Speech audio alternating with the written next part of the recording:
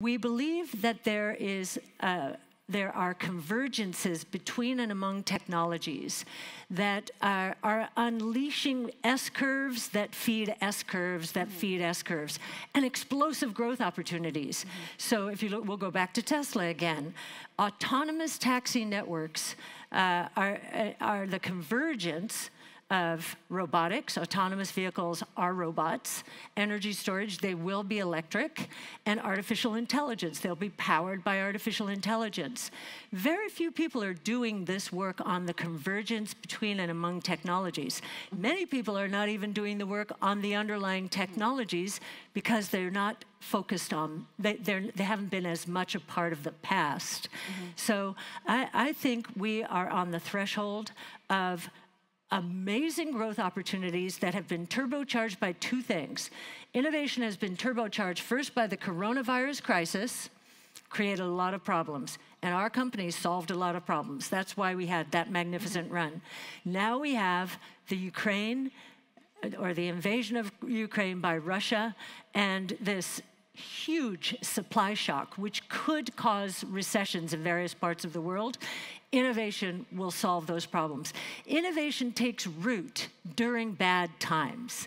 And I think we're in very problematic times right now. And one of the, on a final note, one of the last areas that you had been calling to the forefront was deflation as opposed to inflation. With new concerns that you're bringing to the table here today about rising risk for a recession, which I don't believe you've actually spoken about, because this is happening in real time. Yes. Are we still facing this deflation pressure, and how does that impact innovation over the next 2 years? I know your time horizon is 5, but you know, people need to make investment decisions now. Sure.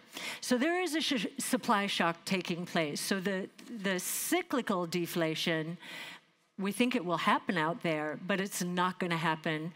I mean, if we weren't having the supply shock, I think we were well on our way to solving supply chain bottlenecks.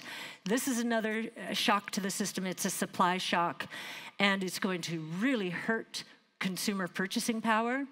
In the US, we're back to a saving rate we haven't seen since 2013, so there's very little buffer. So I think the risks of recession have increased dramatically. However, the deflation associated with these 5 innovation platforms is massive. And I'm just going to give you a few. If you look at artificial intelligence training costs, they're dropping, if you're looking at both software and hardware, at a rate of 60% per year. 60% per year.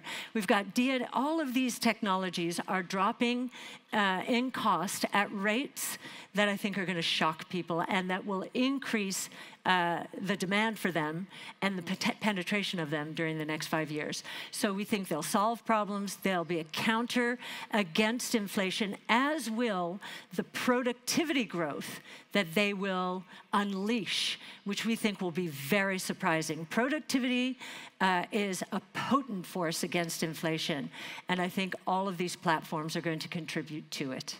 Awesome. Well, on that note, I think we're out of time, and the silver lining of innovation is definitely something good for us to look forward to. Solves problems. Solves problems.